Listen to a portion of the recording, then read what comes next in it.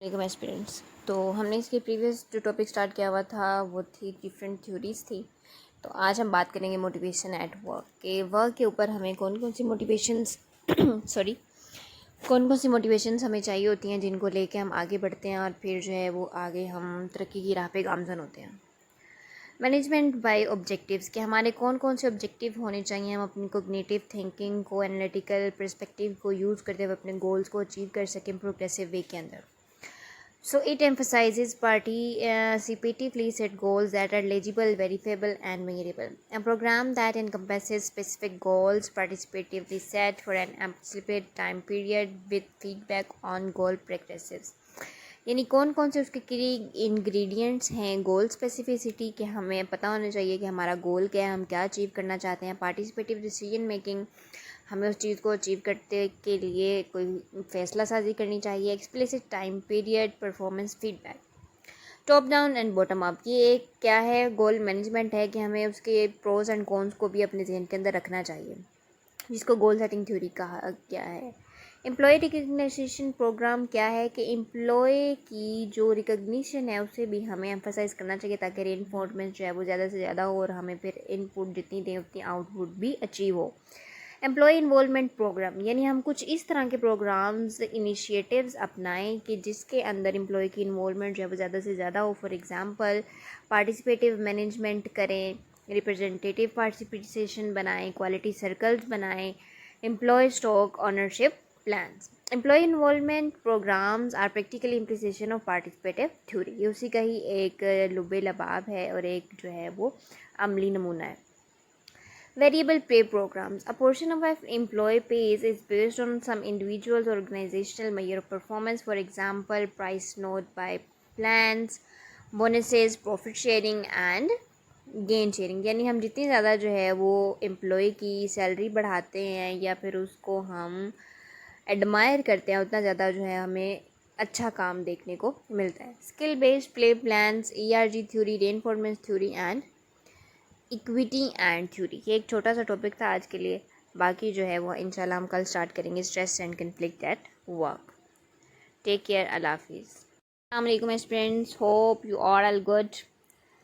अब today's topic is conflict. ये एक छोटा सा टॉपिक है तो इसे हम जल्दी जल्दी से कवर करते हैं। कन्फ्लिक्ट बेसिकली क्या है, कश्मकश, यानी हम इस तरह की सूरत हाल में फंस गए, हमें समझ नहीं आ रही आगे जाएँ या पीछे जाएँ।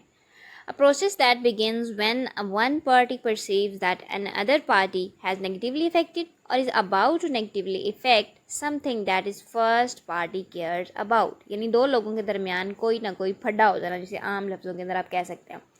Transition in thoughts about conflict. ये कन्फ्लिक्ट क्यों होती है, यानी एक सिंपल सा मामला होता है लेकिन दो लोगों की मुख्तलिफ सोच होती है उस बारे में। ठीक है, एक बंदा फॉर एग्जांपल अगर 6 लिखा हुआ है ना, तो अगर मैं सीधी साइड से देख रही हूँ तो मुझे 6 लगेगा, लेकिन कोई दूसरी साइड पे खड़ा हुआ तो उसे वो 9 लगेगा। ठीक है, तो मैं जिद करती रहूँगी कि ये 6 है, वो अगला बंदा जिद करता रहेगा कि नहीं ये 9 लिखा हुआ है। तो यही रीज़न है कि कुछ कॉन्सिक्वेंसेस होते हैं जिसके बेस पे हम जज कर रहे होते हैं कि मैं ठीक हूँ, अगला बंदा कह रहा होता है मैं ठीक हूँ, तो वो फिर क्या होता है, कन्फ्लिक्ट पैदा हो जाती है। वो समझ नहीं आ रही कि वो 6 है या 9 है, हालांकि बंदा 6 भी है और 9 भी है। तो इसी तरह के रीजंस होते हैं। द बियॉन्ड ऑफ सनबीम, ये एक साइंटिस्ट था, ठीक है, ट्रेडिशनल व्यू के अंदर 1930 से 30-40 के अंदर जो है इस प्रोस्पेक्टिव को उन्होंने इनिशिएटिव किया। द ह्यूमन रिलेशन व्यूज़ का क्या था, the believe that conflict is a natural occurrence and is inevitable to must be accepted. यानी कोई भी इस तरह का नेचुरली अक्रेंस चेंज आ गया तो हमें उसे लाजमी तौर पर काबिल कबूल करना चाहिए। फॉर एग्जाम्पल क्या कह रहे हैं कि कोई भी मसला मसाइल हो गया तो उसे खुले दिल के साथ कबूल करना चाहिए। Harmonious, peaceful, tangle and cooperative group is prone to becoming static, apathic and non-responsive to needs for changing and emotion. Functional versus dysfunctional conflict. अब ये इसके टाइप्स हैं डिफरेंट, ठीक है। Conflict versus dysfunctional conflict. इसकी फंक्शनल की क्या है कि conflict that support the goals of group and improve its performance.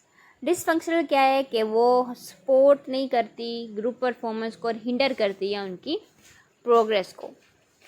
Conflict process के डिफरेंट स्टेजेस हैं, कितने, 5। First one is potential opposition और इनकम्पैटिबिलिटी, यानी हमें पता चल गया है कि हम इनकम्पैटिबल हैं, पर्सनल वेरिएबल्स हैं हमारा साइज, स्पेशलिटीज़ डिफरेंट है, कम्युनिकेशन वे डिफरेंट है।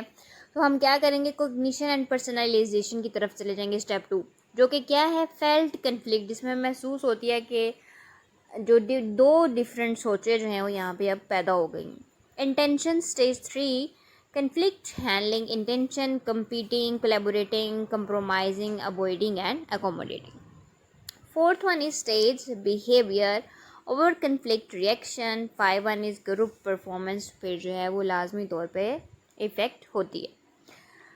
अगर हम बात करें कि कन्फ्लिक्ट को रेजोल्यूट किस तरह किया जा सकता है, किस तरह रिजॉल्व कर सकते हैं, डिफरेंट टेक्निक्स हैं। Problem solving, face to face meeting, अगर हमें किसी के साथ मसला हो रहा है कि उसने क्या कहा है तो हम फेस टू फेस मीटिंग कर सकते हैं ताकि बात क्लियर हो और वो कशमकश दूर हो जाए। सबऑर्डिनेट गोल्स क्या हैं, creating a shared goal occurring practices that, यानी अगर आप कह रहे हैं कि मेरी ये राय है, दूसरा बंदा कह रहा है मेरी ये राय, तो दोनों की राय से एक बीच वाला कोई रास्ता अपना लें मुत्तफिका तौर पे, ताकि वो भी राज़ी हो जाए और आप भी राज़ी हो जाए। ठीक है। Expansion of resources, it conflict is due to resource scarcity, ये सबसे जो है वो वियर्ड फॉर्म है कन्फ्लिक्ट की। अवॉइडेंस, विड्रॉल एंड सस्पेंशन, यानी फॉर एग्जांपल अगर आपका किसी बंदे के साथ इख्तलाफ हो गया तो आप उसको अवॉइड करें। ठीक है, तो आप उसको अवॉइड करेंगे तो फिर भी जो आपका स्ट्रेस लेवल भी कम होगा और कन्फ्लिक्ट जो है वो खुद ही रिजॉल्व हो जाएगी। Smoothing, playing down differences while emphasising common interest, ठीक है, कॉमन इंटरेस्ट को आप एम्फसाइज करें। कॉम्प्रोमाइज़, गिविंग अप समथिंग, यानी कोई बंदा कह रहा है कि नहीं ये सही है, आप कह रहे हैं नहीं सही है, तो आप क्या करें, आप छोड़ दें, कॉम्प्रोमाइज़ कर लें। ठीक है, ये भी एक रीज़न होता है कन्फ्लिक्ट को ठीक करने का, आप कहें हाँ भाई सही है, जैसे तुम कह रहे हो वैसे ही है। Authoritative commands, management interferes by using the formal authority, यानी फॉर एग्जांपल आप दो लोग हैं, आप लोगों से फैसला नहीं हो पा रहा, तो आप अपने से किसी बड़े को या जिसका एक्सपीरियंस हो उस चीज़ में, आप उससे मशवरा ले सकते हैं कि ये ठीक कह रहा है या मैं ठीक कह रहा हूँ। सही है। Alternating human variables, these are through training और बिहेवियर, ट्रेनिंग डिफरेंट इसकी दी जाती हैं, डिफरेंट ट्रीटमेंट्स होते हैं बिहेवियर के, उनको लेते हुए भी हम इसको ठीक कर सकते हैं। Altering the structure variables, structure variables को चेंज करके कन्फ्लिक्टिंग पार्टीज़ को जो है वो ठीक किया जा सकता है। Next video topic is organisational culture. So if you like my videos kindly subscribe my channel. Thank you for listening. अल्लाह हाफिज़।